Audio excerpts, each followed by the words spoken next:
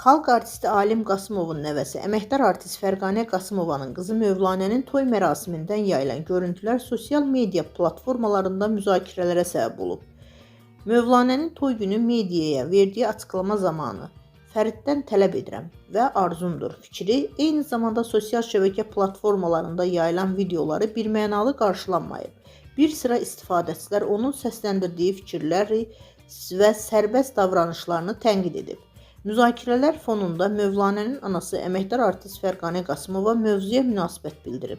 O, News 24 Aza açıqlamasında yaranan müzakirələri ciddi hesab etmədiyini vurğulayıb. Fərqanə Qasımovanın sözlərinə görə Azərbaycan cəmiyyətində həm müsbət, həm də təəssüf doğuran yanaşmalar mövcuddur.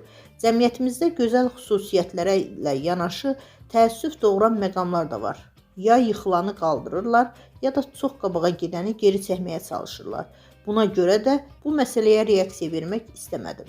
Mənə elə gəlir ki, gözəl baxmaq və gözəl düşünmək gözəl qəlbdən irəli gəlir. Kimin qəlbi gözəldirsə, hər şeyi də gözəl görəcək. Mən burada hər şeyi gözəl gördüm. Əməkdar artist bildirib ki, onun üçün ən vacib məsələ övladının xoşbəxtliyidir.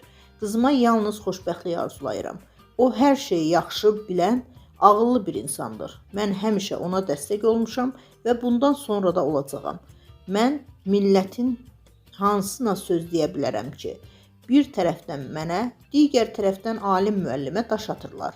Halbuki ailəmizi sevən insanların sayı çoxdur.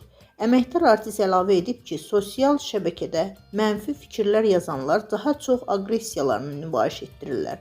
Alim müəllimin çox gözəl tərbiyəsi var. O, susmaqla öz mövqeyini bildirir. Mən də eyni mövqeydəyəm.